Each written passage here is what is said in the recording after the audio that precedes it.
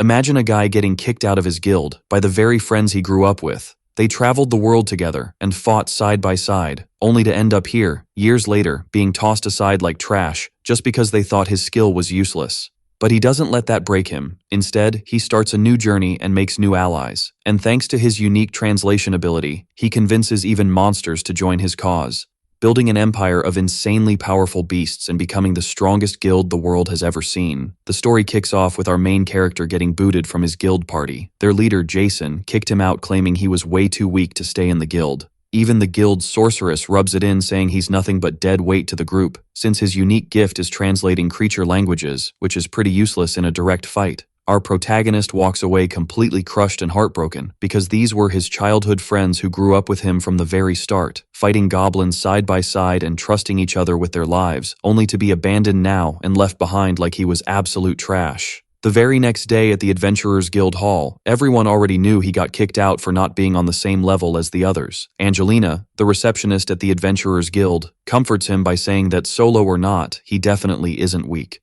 To prove her point, she hands him a special quest, where he has to take down a group of orcs all by himself. Cheyenne, our MC, sincerely thanks her for believing in his potential. Right after that, he heads out accompanied by some warriors and a girl in a black robe.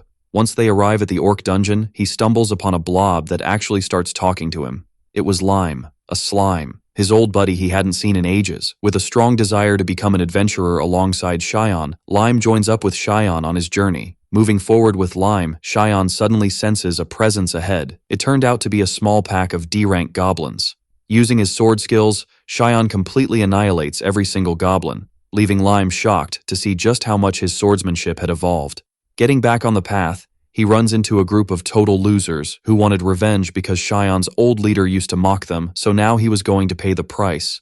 They surround Cheyenne, but right at the exact moment they were about to strike, a horde of orcs bursts onto the scene to slaughter all the humans. Cheyenne spots their leader coming from the back of the horde. This orc was so incredibly fast that he killed the leader of those losers before the guy could even react. Immediately after, moving like a lightning bolt, the orc rushes straight at Cheyenne. Cheyenne tries to defend himself, but he can't withstand the brutal sequence of attacks. Luckily for him, the girl in the black robe arrives and helps him just when he couldn't take it anymore. She turns to him and tells him everything's going to be okay. The killer orc remarked that it wasn't bad at all for a human woman.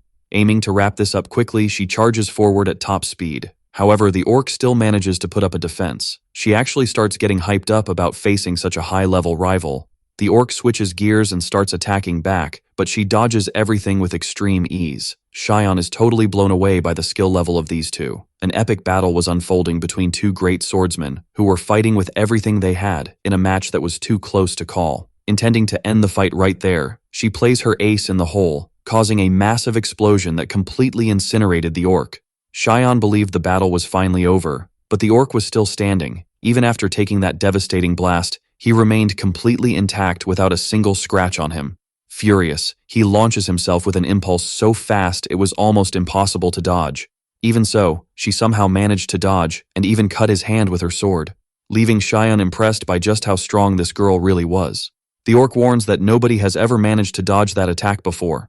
An orc archer pops up behind the girl to launch a surprise attack, but unexpectedly, the killer orc hurls his sword straight at the other orc, screaming that no one is allowed to interfere because this fight is his alone. He actually apologizes to her for the other orc butting into their battle. Cheyenne translates exactly what the orc said for the girl, leaving her totally shocked when she realizes he understood the monster's words. The killer orc, now pretty furious, asks if Cheyenne plans on meddling in his fight too. Cheyenne replies that he only wants to treat his wounds, because otherwise he might die from losing way too much blood. The orc understands and allows Cheyenne to work his magic. His hand fully regenerates, leaving the creature completely intrigued. As a thank you, he promises not to attack and lets them walk away this time. The orc shakes Cheyenne's hand, introduces himself as Schwein, and lets them go in peace. As soon as they leave the cave, the girl demands an explanation. She asks if he can seriously talk to monsters. Cheyenne explains that his gift is communicating with anything that has a consciousness, which leaves her enchanted. She introduces herself as Cassandra, a rank B demoness. Cassandra takes a liking to Cheyenne and asks if he wants to join her party, leaving Cheyenne completely stunned that someone actually wants to team up with him. The next morning, back at the guild headquarters, Cheyenne talks to Angelina about everything he discovered regarding the orcs so they can plan the suppression operation. She tells him there's going to be an official guild announcement soon, and he can try to join.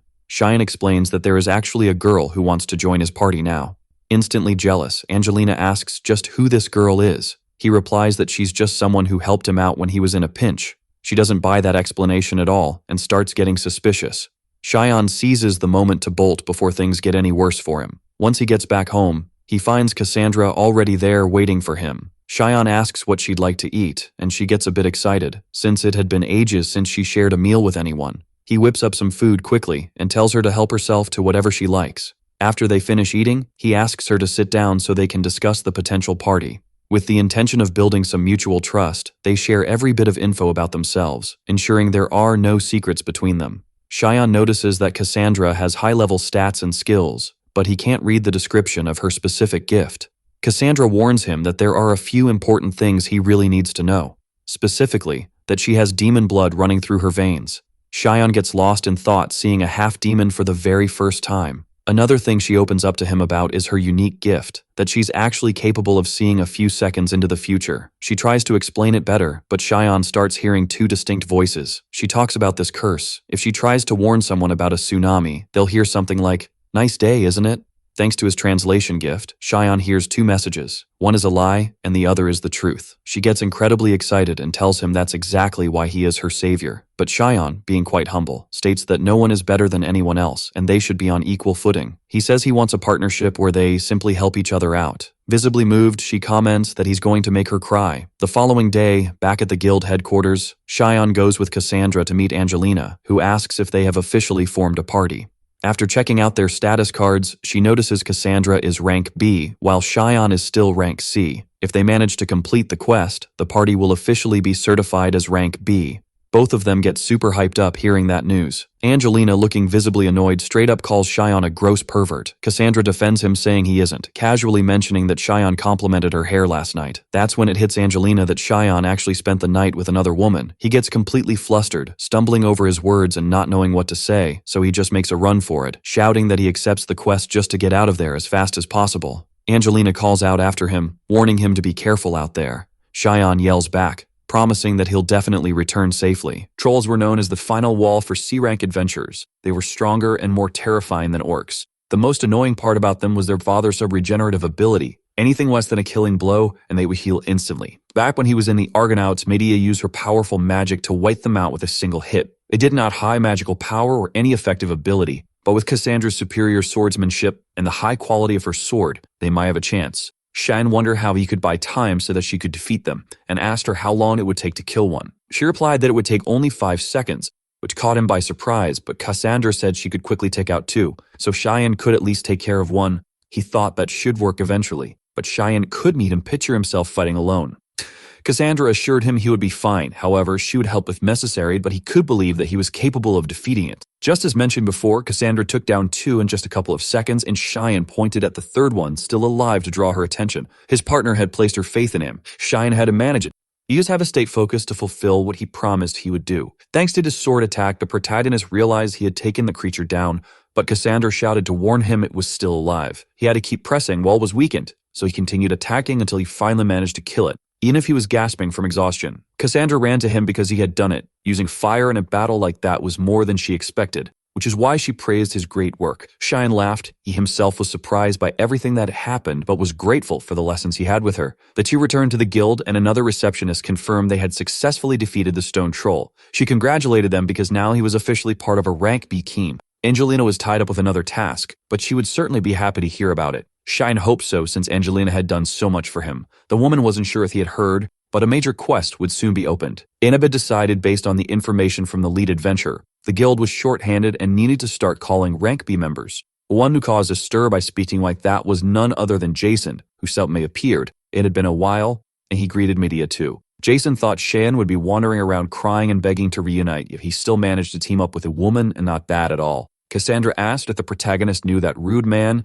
and he replied that he was the leader of the Argonauts, his former group. Jason laughed and agreed, claiming he was the great hero Jason. But Cassandra laughed too. He wasn't even worthy of Cheyenne's effort to be called a hero. That made him furious, almost starting a fight right then and there. Medea asked Jason to calm down and held him back. He asked if she really thought he could lose to that woman and wondered if it was because this went against guild rules. Mia denied it. It was because the red-haired girl was a solo ranked B adventurer called Cassandra Calamity. Jason grumbled that she was an assassin, and Cassandra was shocked at what she heard, trying to say that it wasn't like that at all. Cheyenne was the one who stepped up to his former companion, demanding what he had just said and telling him to apologize to her. Cheyenne didn't care about being called an idiot all the time, but he couldn't forgive insults toward his companion now. Jason responded that it was just what everyone called her and wanted him to say it was wrong when that was her reputation. Cheyenne stated that the fact he was still alive was all the proof he needed. Jason said he must have just fallen for her charms, but the argument was going nowhere. He suggested settling it with a duel, and Cheyenne accepted on the spot, but Cassandra asked him to wait a moment.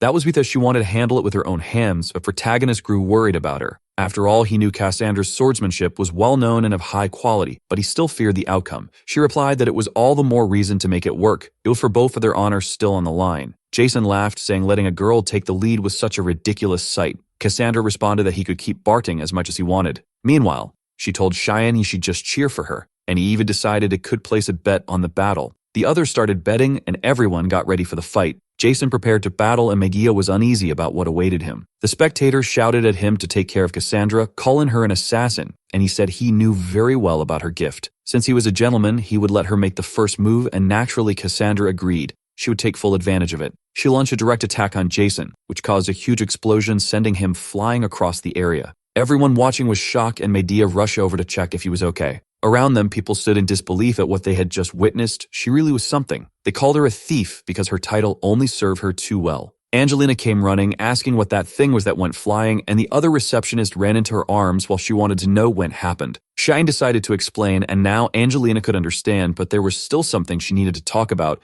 and she asked him to come with her. They went to a private room to talk. Angelina said that the other day, some adventurers went into the same dungeon they had gone into, and just a short while ago, they came back alive. When they arrived, one of them only said that it was the orcs who did all of it, but he ended up fallen unconscious and was now in the infirmary. After putting all the reports together to gather more information, they now understood well. The guild would be starting an emergency mission to immediately go after the orcs and deal with the situation. To begin that mission, they needed to prepare for the final investigations before it could start. That's why Angelina won to ask the two of them for more details about what happened inside the cave in a day. Cheyenne agreed to tell her everything. Emergency missions were just one of the various things adventurers were asked to do. Unlike other requests that could be accepted voluntarily, emergency ones were issued at the guild's discretion, and they sent certain hand-picked adventurers to take care of those things. They were nominated and couldn't refuse without a solid reason. This meant it was a crisis of such magnitude that it might be approaching their town. Angelina thanked them because they had provided the proper explanation, but regarding the individuals from before, they had also gone in.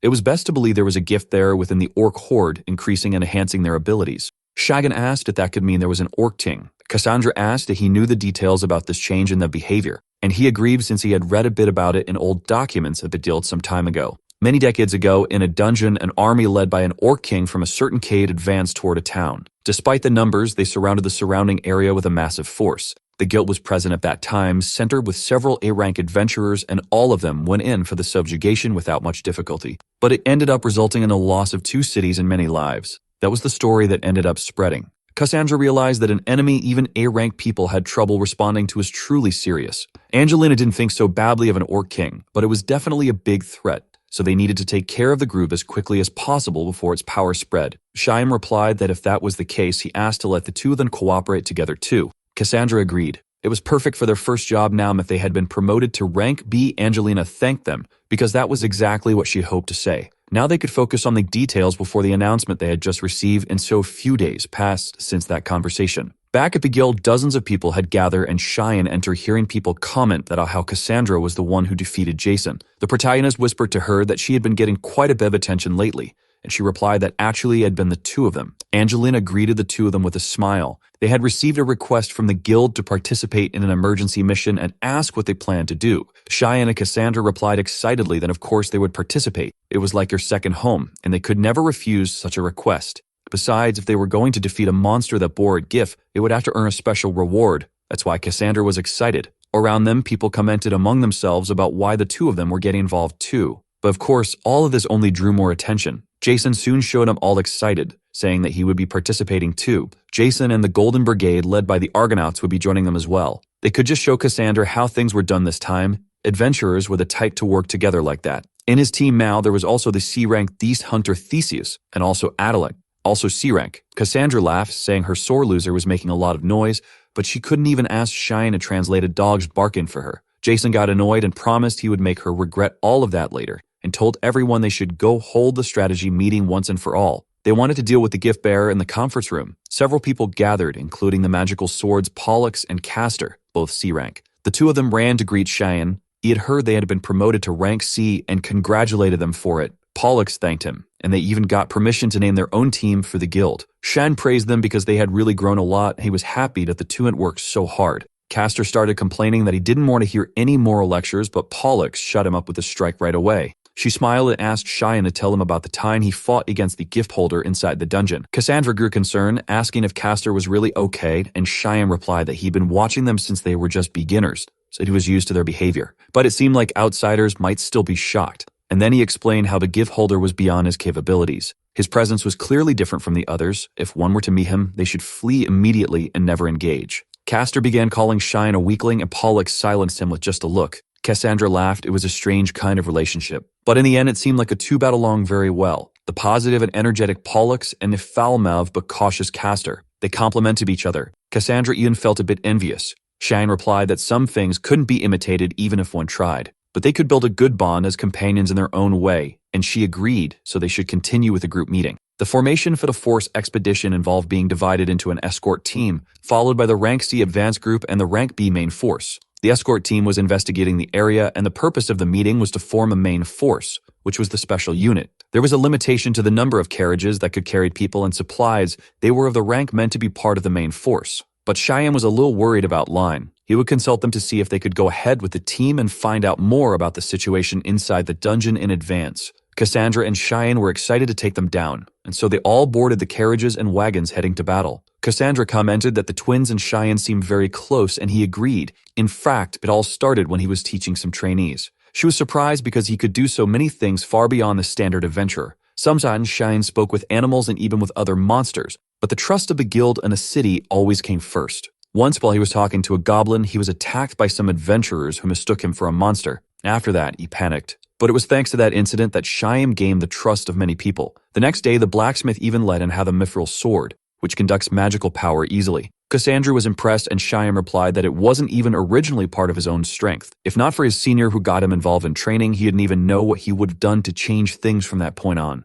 She asked if that person was also an adventurer. He said yes, but not anymore. But as Cheyenne's partner, Cassandra would do her best not to damage his reputation in any way. Later, everyone gathered at the guild camp, and Cheyenne asked how the twins were doing. Pollux turned around all cheerful, while Castor looked annoyed. The protagonists knew they must be nervous, but there was no need to rush. If they encountered a powerful enemy, it could just run away immediately. Their job was only to survive and bring back information. Castor didn't want to hear any of that. But Pollux quickly shut him up again because he was always interrupting her important conversations with Cheyenne. She thanked him sincerely but also asked that they be careful and not worry too much. In return, Pollux wanted to ask a favor, and Cheyenne replied that if it was within his ability, he would make it happen. Castor got nervous, but she just ignored him and walked off, saying she'd talk about it once all this was over. Cassandra wondered if those kids would really be okay after everything. Cheyenne said they both had gifts, and he could vouch for their abilities. Their cooperation was quite unique in both skill and personality, and ordinary rank C adventurers couldn't beat them so easily. Let us choose curious she could just ask the two directly.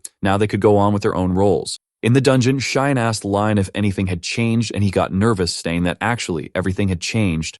Many humans were coming. The orcs were digging holes everywhere. Line got worried when they entered his home. His prices ended up becoming complicated. Cheyenne said the guild was moving forward with the subjugation. Even the slimes would end up being killed along the way. But you'd need to worry because Cheyenne would make sure Lime stayed well hidden, though he wondered if the orcs could really dig holes. He never thought they had that kind of intelligence or habits, but more importantly, Line even wanted to say something important too, but got distracted by Cassandra. Actually, Pollux thought she was quite lucky. Her village was destroyed by goblins and she had no choice but to become an adventurer. Both she and her brother were blessed with gifts and abilities, so they had no trouble surviving. But she herself had lost the purpose of her entire life, and it was Cheyenne who always gave her hope. Not as a child who lost her hometown, but as an adventurer. She was recognized for who she was. The words he gave her still offered support.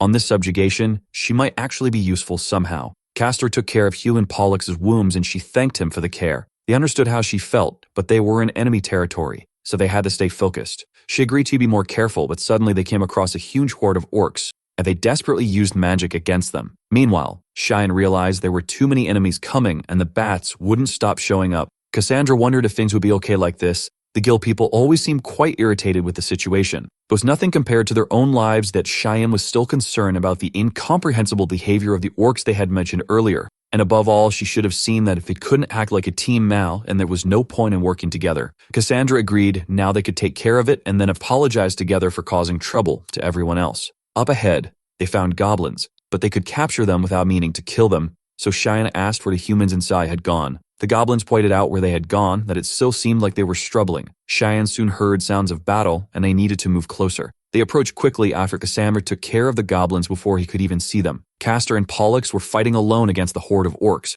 but there were too many monsters and no end in sight. Castor told his sister to be careful because he was going to create an opening, and she asked what he was talking about all of a sudden. At that pace, at least two of them to handle things on their own. Castor was willing to sacrifice himself to save his sister. Cassandra appeared quickly and killed the monsters before anything worse could happen after all. Cheyenne asked if they were okay, but said they could leave things to them, and tried talking to the orcs. If they didn't want to be wiped out, they should retreat and hide, but the orcs could only focus on killing humans. Cheyenne realized they probably couldn't understand his words. They also didn't seem to be moving on their own will. The protagonist was still impressed, but at the very least they needed to focus on getting out of there, and he helped the two kids to their feet. Cheyenne said he came online to look after them, while he started killing several other orcs. With that kind of power and magic, it might work against gift bearers. And then he checked how Cassandra was doing, but as expected, there was no need to worry about her. It was nothing for her to handle that kind of situation. Cassandra said there was no reaction from her gift either. Cheyenne mentioned that their movements were also really strange for orcs. He was still having a bad feeling about it. The protagonist approached to help Pollux, who was on the ground not knowing if she was dreaming or not. He'd offered her something to drink and she complained because it tasted bad, which Cheyenne was relieved because she seemed fine. Even so, she was so worried about her brother's condition until she realized he was just enchanted by Cassandra. The two of them thanked him a lot for the help, and Cheyenne said that thanks to them, they had managed to arrive in time. Cassandra agreed. They were able to help them just in time and praised them for managing well on their own until then. Pollux apologized, but she'd need to return and report back to headquarters, and they agreed. Since they couldn't fall for the same trap twice, the two of them left the place and Cheyenne told them to make sure to check the area. That's when they found Lion because he had something he wanted to show them. When they went to the back of the cave, they found that same orc from before. It was Schwein, who was there injured and alone. Cassandra began talking about that dad from before, and Cheyenne knew this was the same gift holder from earlier, Schwein. Blime asked Vicky to heal Schwein's wounds since he couldn't take care of everything by himself. Cheyenne didn't understand why they would help instead of attacking and finishing off the orcs, so Line explained that Schwein had been attacked by the other group of orcs he was actually a part of. He was like Line and Cheyenne deciding he would take care of treating the guy's wounds, but that only made Cassandra more worried. He said that if they ended up being attacked, she should be ready to deal with them, but Cassandra found it strange to act that way toward an enemy. Cheyenne mentioned that Lime had said this injured one was harmed by his own kind, so he would treat him as requested. He might just be feeling pity for someone in the same situation as him. It was an old story, but if it could get more information about their enemies, it would be better than simply letting him die. Cassandra sighed, realizing she couldn't stop it, and besides, she also thought Schwein might have something important to say. Cheyenne thanked her for understanding, and Cassandra said that if anyone else had said that, she'd think it was madness. But since he was her partner, she trusts his judgment. The protagonist felt a bit nervous for hearing something so embarrassing, but in any case, they could get started right away. He would focus on treating those wounds, and Wine was impressed because the Huan magic was actually working quickly. Cheyenne said that actually it wasn't his own Huan magic since he couldn't do anything like that. Cassandra had never seen anything like it either. It seemed to be part of Schwein's own gift, and soon he woke up, recognizing the two who stood in front of him. Lime explained that they weren't thou humans. Schwein couldn't understand what was being said, but he remembered being helped by him in the past, so he thanked the slime for that. Schwein got up, threw in his body, and recognizing that Cheyenne had saved him a second time. The protagonist hadn't expected to meet him again like this. Schwein was impressed facing the woman he had fought the last time too. But he didn't intend to fight without repaying his debt, and promised he would take care of the debts he owed. Cheyenne could ask anything he wanted. After that, he wished to fight on equal terms. Cheyenne was a bit surprised that Schwein really wanted to fight Cassandra so badly. She asked but was wrong, and the protagonist said that Schwein wanted to continue the fight from the other day, but now wasn't really in the mood for that. She understood, but more importantly, if she tried to gather information, and Cheyenne agreed that he could try. He sat down and asked to understand why he had been attacked by his own kind before, and Schwein began to explain everything that happened. According to him, killing his companions and letting the humans escape was discovered by the orc leader. He also opposed invading the surface and human city, so Schwein ended up becoming a threat to everyone. Shan apologized, saying it was all their fault since he got so badly hurt. But Schwein smiled. After all, it was his own choice, nothing to worry about. He had been able to fight against the strongest of his own kind, but they kept coming at him nonstop. Thanks to that, he became even stronger than he was before. Cheyenne was impressed because Shuayan didn't even seem to feel any attachment to his kind. Or rather, Shuayan said that might be dangerous, but he also wanted to fight powerful people. That was a personal desire. Besides, he didn't mind as long as he could fight strong individuals.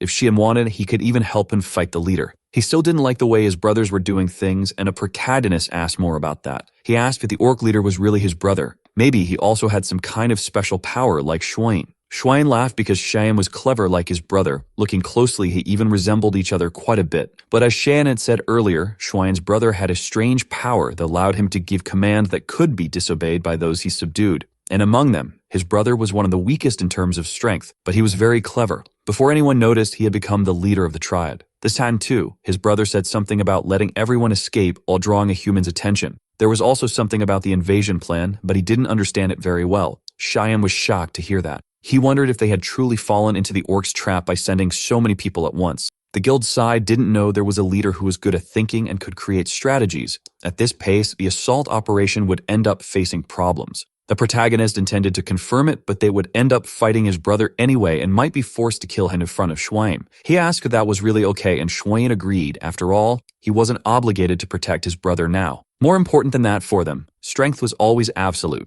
Cheyenne could understand his determination and told the others that everyone was in danger. Cassandra asked if he had gotten any information, and the protagonist agreed, but unfortunately, it was the worst kind. Time was essential now. They could only keep moving while they walked, and they decided to head back. Meanwhile, the Argonauts brigade, who had received the dispatch from the Dill to carry out the quest, Jason and the others, were gathered. They were the place where the main battle force or the stronger orcs was expected to be gathered. Jason was irritated, asking when they planned to show up. At this slow pace, the others would get ahead of them. Adelana said they couldn't be careless while they didn't know where or how they might be attacked. But he was still furious and pointed out that they should ask the bats for directions. After all, she was a hunter, but couldn't even use animals to her advantage. Adelana said that if she had her partner with her, she could have done that, but she couldn't speak with bats right now. Jason was still mad. If Cheyenne were there, things wouldn't be going this badly. Medea asked him to calm down a little. To begin with, Jason complained because it was Medea who wanted to ban Cheyenne, and she replied that he was the one who said it was necessary. He kept yelling at her for shifting the blame. If that guy had really been trustworthy, he wouldn't have discarded him like that. Jason was furious. Their group was B rank, and even so, this was happening. They should already found a way to move up to A rank, so to avoid losing any useful person, especially Cheyenne. Now he regretted discarding him earlier. He had to admit they were at a disadvantage in terms of information, but when it came to combat power, they couldn't afford to lose. Jason was the hero, Medea the archmage with great magical power, Atalanta was a C-rank hunter, and Theseus had recently become a B-rank monster hunter. They had 4 gift bearers who were combat worthy, but Cheyenne had ended up getting involved with a new group, with the woman known as Cassandra. But if they had to fight on the front line, it was still complicated because he would likely end up losing. Then Jason asked how things were going in the battle, and the other adventurers were relieved to see they had actually arrived. The others were struggling to capture the base. Some squads had entered the interior, but the orcs were still far too strong. There was a massive one destroying everything in his path. It said a hero must face hardships and obstacles.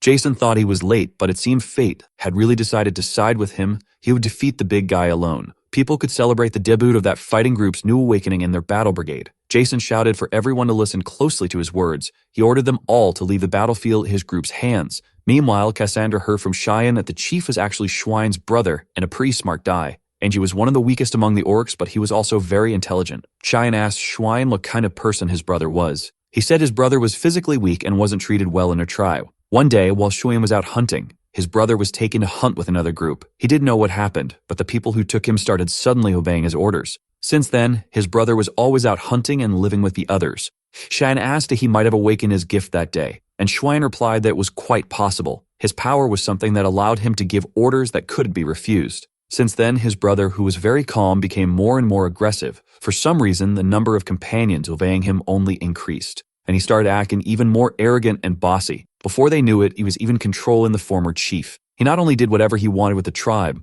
but also began saying that he wanted to conquer the surface someday. Schwein, who knew that the world outside was better than what those who had never left their village believed, opposed it. Cheyenne now understood why the relationship between the two had deteriorated, so that was when Schwein ended up being banished. Schwein asked him not to look at him like that, but Cheyenne couldn't help it, since they had ended up finding him again. But Schwein smiled, because now he could fight the chief again with all his strength, and it wasn't all bad for him. However, Cassandra asked them to wait. Begil believed that the most powerful orc of all was the one leading them. Even if they destroy the current forces, if they lowered their guard and the orcs invaded again, it would be extremely dangerous. Shan agreed. They needed to tell the real chief no matter what, and meanwhile, the other adventurers were already engaged in battle. Jason didn't understand why they couldn't even break through the defenses of the low-level creatures with their attacks. They had reinforced their strength for this operation, and even so, things were turning out this way. Minia grew worried, but Jason knew all too well. He yelled at Theseus not to stand in front of his magic. He was trying, but in the middle of a battlefield, it was very difficult. Atalanta ended up being blown away, and Jason told Theseus to heal her. He was too slow to be judging the situation.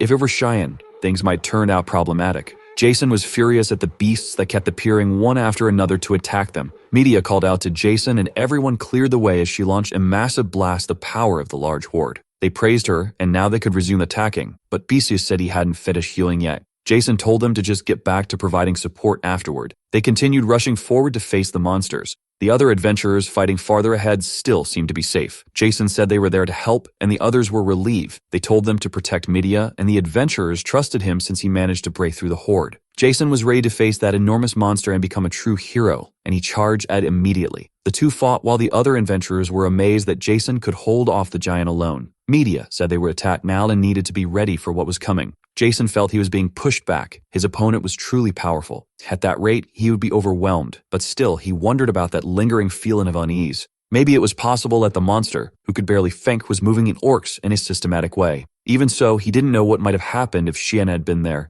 He tried not to think too much about the absence of his former companion. Jason laughed because he felt that, at this pace, it would surely win and finish everything quickly. Maybe it fired a large magical blast at the monster. Everyone else wondered if they had hit it directly. But the orc was still scanning perfectly, showing no sign of falling. It was shocking, as he had used his own companions as shields to defend against the magic. Even with Jason's continuous attacks trying to take him down, the orc was far too powerful, and Media ended up being caught in the line of fire. Jason ran to try to save her, but his sword flew from his hands when a massive slash opened in front of him, leaving Media to fall after protecting him. She stood there stunned while he collapsed to his knees, not understanding how things ended up that way. He was supposed to have been someone destined for greatness by the gods, and now he was falling into a pit like this at the hands of a mere orc. At the front lines, been to a collapse too, but at the very least he wanted to make sure Medea could escape safely. That's when a wind spell struck the orc, and Jason wondered why Xian had arrived just now. The protagonist charged at the orc, accompanied by Cassandra and Shuain, who had guided them through the path. Shan felt the ground tremble, and wondered if it had been caused by a powerful spell.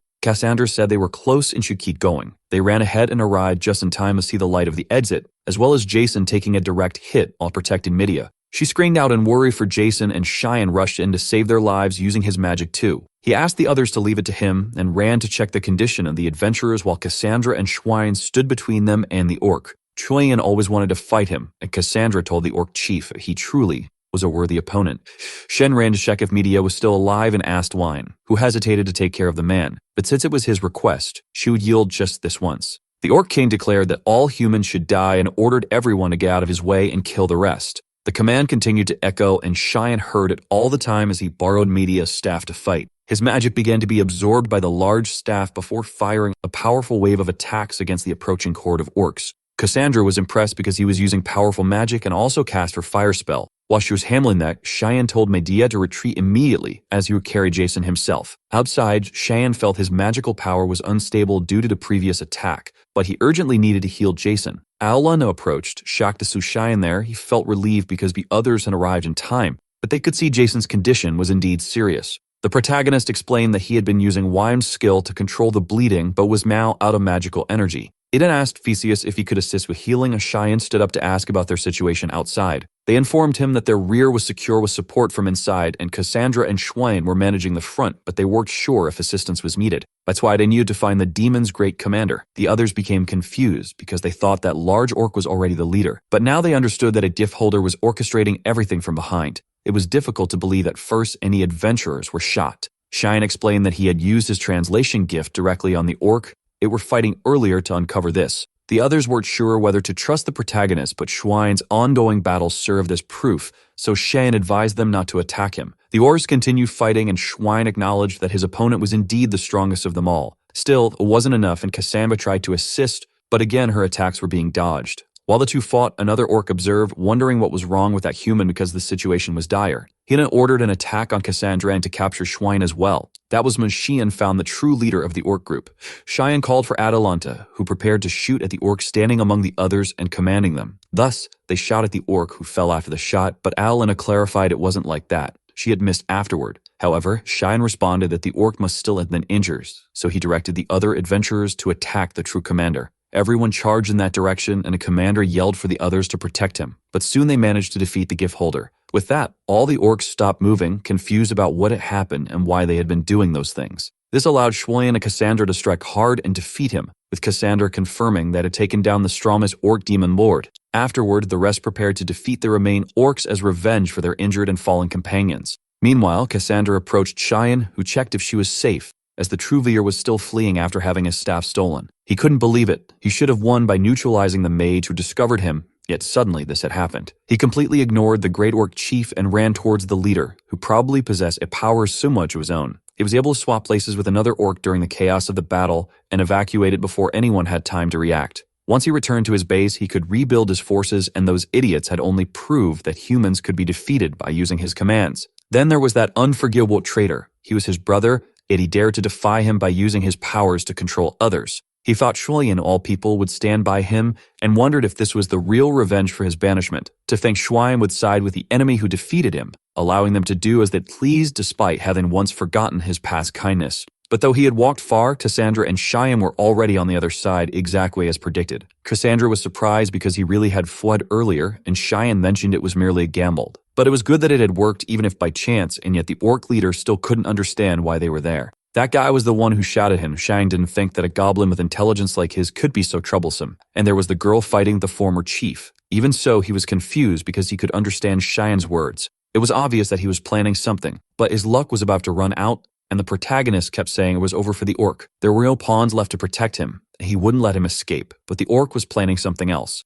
He would show all the fear he could. Huma's weakness was having feelings that could be manipulated. That's why he begged them to help him take revenge, claiming he didn't do any of that because he wanted to. He'd bowed, saying he had no choice. Shai knew the orc must be similar to himself, desperate to survive, and therefore did whatever was necessary to move forward. To live and survive, he asked if the orc could truly swear never to do such things again. The orc smiled inwardly, always knowing that humans were huge fools, and replied, promising that he would do so. Shine decided to tell him something good. His ability also allowed him to read true intentions, shocking the monster. Immediately, the orc stood up furiously, realizing Xian was playing with him, and the protagonist struck him down with a blow. Cassandra praised him, saying he did a really good job, and asked if this was true to Chief. Xian confirmed, mentioning he'd even prepared a copy to escape. If left alone, he wouldn't be much of a threat, but he was smarter than initially expected. Cassandra asked if Shen wasn't going to say something like if things were different, he could have ended up like him. After all, Xian had also awakened a gift, struggling to survive with their weak power just like him. Xian replied it wasn't like that, and she sighed deeply, clearly stating that Gaia had used his men merely as pawns, nothing more. Xian and that monster were completely different. If that were the case, Xian would have turned her into a pawn as well. But on the contrary, he said Cassandra was his partner. Meanwhile, the other monster used his gift only for himself, but Xian used his gift to help others. They were nothing alike, and those words left the protagonist somewhat surprised. She became nervous because he said he'd too quiet. It was embarrassing to keep talking if he didn't plan to respond. Xian smiled, thanking her and praising Cassandra for being the best partner ever. She blushed in embarrassment and changed the subject, saying everyone else was returning and they needed to move on. They also had to collect the monster stones and soon returned to meet up with Lime and Shuain. Shuain realized that his brother had ultimately failed at everything. Xian wanted to say something about it too, but Shuain said they fought each other before and his brother lost. That's all there was to it. Still, when Shuain was just little, his brother had shared his meat with him, and that meat was indeed delicious. Before gaining his power, his brother had a good heart. Xian didn't know how to handle the rest, but would leave it in the orc's hands. The two decided they wouldn't forget the promise they'd made earlier, agreeing they could return another time. Back at the Adventurers Guild Tavern, everyone was celebrating after successfully completing the subjugation. Now everyone could celebrate drinking and eating freely, and they all toasted with their alcoholic beverages. In the middle of this, several girls approached Xian curiously because he had Lime on his shoulder, which they found rather adorable. Lime apologized because he was already taken, and Xian was surprised seeing him practically throwing himself at the girls. The girls hubbed the slime because he was friendly and actually very cute, and of course, Lion was in a good mood. He was quite happy because it was an ideal situation, while Xian sighed, amazed at Lion's behavior. However, the protagonist became curious because earlier he felt Lion shouldn't understand human language without speaking to him. Cassandra appeared asking why Xian was suddenly blushing, but he himself was surprised because her face was also red. She started laughing, saying she was drunk and wouldn't tell him, and pointed out that Xian should drink a little and have fun too. Still, it was unexpected for Xian. He thought Cassandra wouldn't enjoy that sort of thing. But actually, she used to do such things occasionally, though nobody approached to talk to her back then. So she always ended up a bit momy. Xian replied that it was probably just because she was very beautiful, and they didn't have the courage to talk to someone like her. She feels embarrassed and turns her face away because he suddenly said such things. There was no need for that. Eddie compliments her again, saying she looked beautiful in the clothes she was wearing that day as well, making Cassandra embarrassed once more because he was saying those things again. But she thanks him for the compliment anyway, and that's when several adventurers approach her to talk. They all wanted to know how her battle against the orc leader went because they heard it was impressive. They were also mentioning that she defeated the black orc and even made him part of her company. Xian realizes that these people were from the vanguard and admires her strength. Everyone was so surprised and impressed because she also had a good appearance. There were even too many people trying to speak with her. Then Xian waves, deciding to leave her alone to enjoy the experience, even though she was a bit nervous. On his way, he ends up seeing Angelina talking to another person and waves at her because he wanted to report something to her about the operation earlier. She agrees and apologizes to the adventurer, heading towards Xian and thanking him because he saved her from a persistent person. He says obviously it was just because she was very beautiful and Angelina couldn't care less since he probably said the same thing to everyone, including Cassandra and even Pollux. He was always surrounded by girls, which shocked Xian a little to hear. Then she laughs, saying she was just kidding, but heard that Xian had actually done a great job this time. She was also happy because he wasn't just talk, and Xian thanks her a bit nervously, but says it was all thanks to Angelina's and the guild's support. The protagonist gets curious to know what happened to Jason, and she replies that his initial treatment went well, and he safely declined further assistance. Therefore, Jason refused to participate in the victory celebration, which made Xian sigh slightly in relief. Angelina mentions it was decided that Xian was the MVP of that battle since he contributed the most to the operation. He still doesn't think he did anything too important. If Cassandra and the others hadn't been there, it wouldn't have been able to defeat the Orc Lord. In fact, Cassandra's performance was the best among everyone, but Angelina responds that without Schwein's words, things would have ended worse. The discovery of the true leader was Shan's accomplishment. Leading monsters and forming a team with them to help in the subjugation was impressive. That was something only an S-rank adventurer called a demon lord would normally do in such situations. Shan feels they were all praising him a bit too much. Besides, he wasn't the person who truly led them. Lion and Schweim are handling everything with their own strength, and Angelina insists she wasn't overestimating him at all. She herself always found him very impressive, knowing how hard he'd been working to get stronger. And thanks to that, he was able to discover the true orc leader, allowing them to achieve victory without causing any other problems. Therefore, he could indulge himself a little and openly say he accomplished something and defeated the orc boss. Schweim was slightly impressed by her words, until suddenly the other receptionist called Angelina's attention because she needed to speak with her. She sighs, realizing she have to leave things for another opportunity, but whispers they could go out to eat sometime soon. Xian sighs, feeling he narrowly avoided something worse, but not long afterward, Pollux approaches to talk as well. She was annoyed because Xian hadn't even called her to talk, and he replies that he feel bad interrupting her conversation with the others.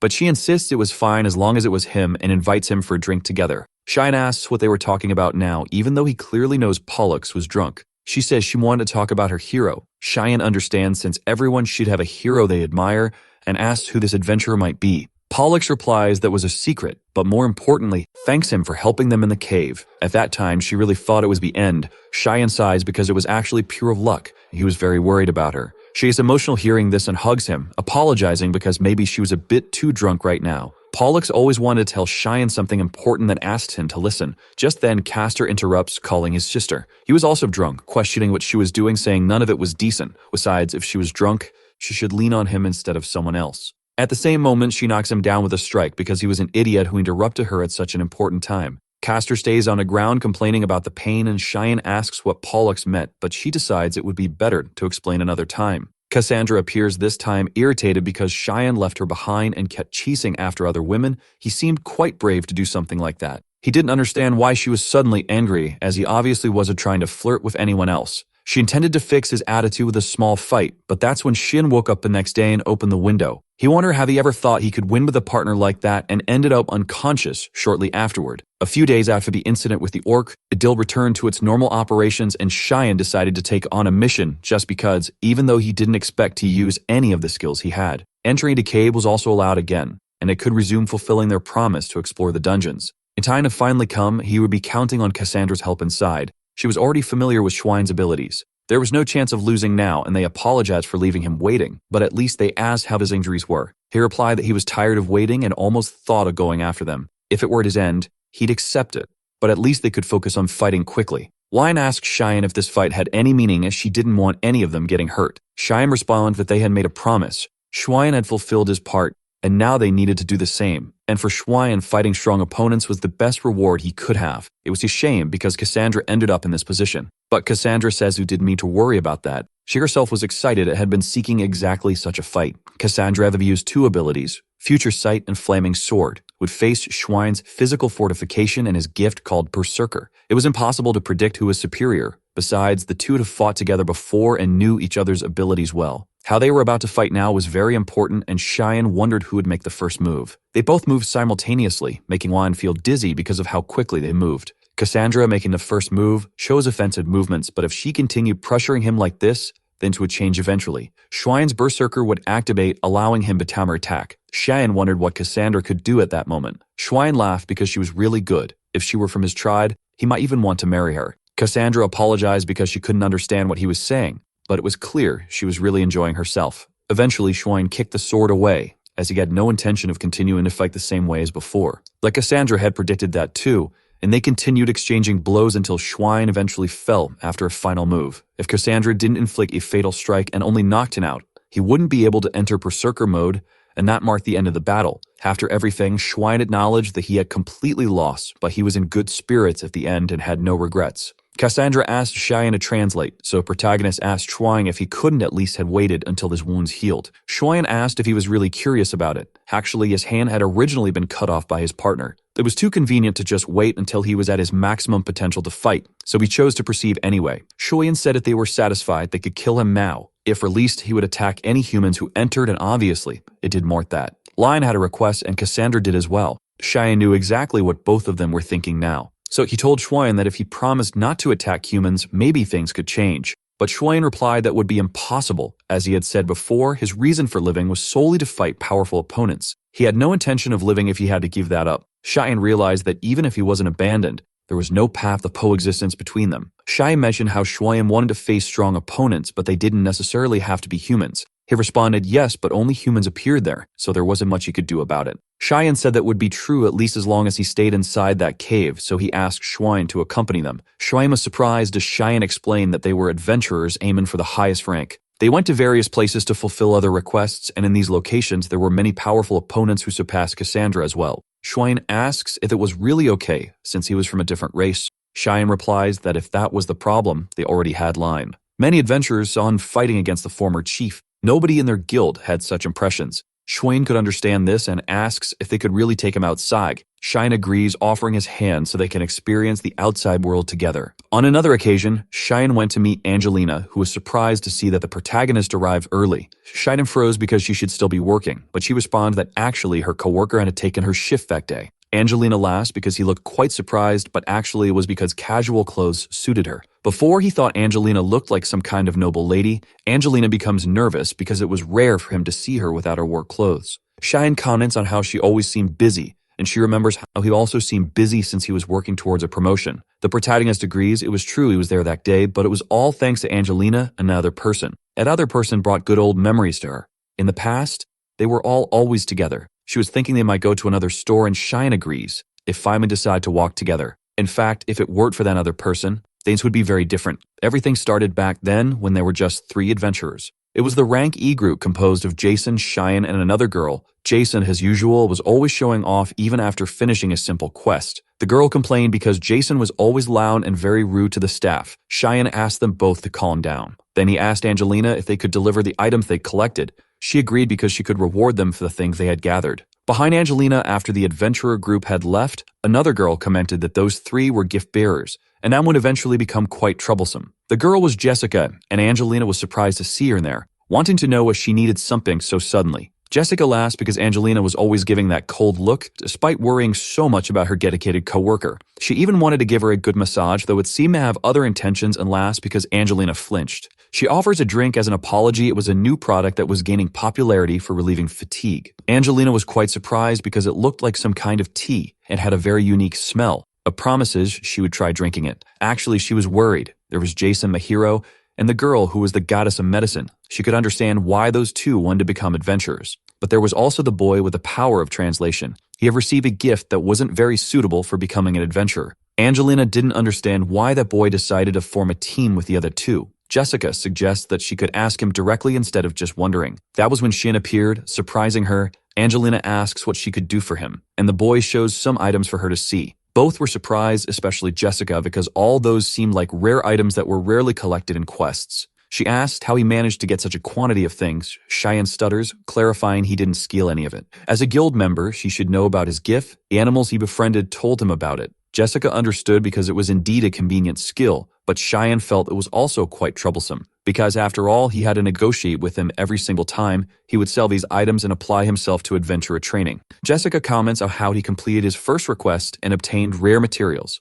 It was indeed a good start. Cheyenne becomes surprised and asks if he could really join the adventurer training. Jessica says she noticed it during his first quest. To start alongside his two companions, he needed more power, so Cheyenne just wanted to gain more knowledge. But he couldn't fight like Jason and couldn't provide powerful support like Asu did. That was why he needed to work hard. And seeing his determination, Jessica says she didn't dislike serious people and asks if he could speak with monsters as well. Cheyenne says if they were capable of communication, then yes, that was how Jessica ended up agreeing with Angelina that he was indeed troublesome. It was certainly advantageous for obtaining information, but the kind of issues that could arise if an adventurer was seen talking to a monster would be complicated. Angelina felt everyone would become confused, and Jessica agrees, saying it was very possible they might mistake Cheyenne for a monster in disguise. They might think he wasn't actually a gifted individual, but imposter who could be attacked from behind. Cheyenne nervously asks what he should do at such moments, and Jessica gestures for him to keep listening. What he had to do now was simple: spread a good impression to others and earn people's trust.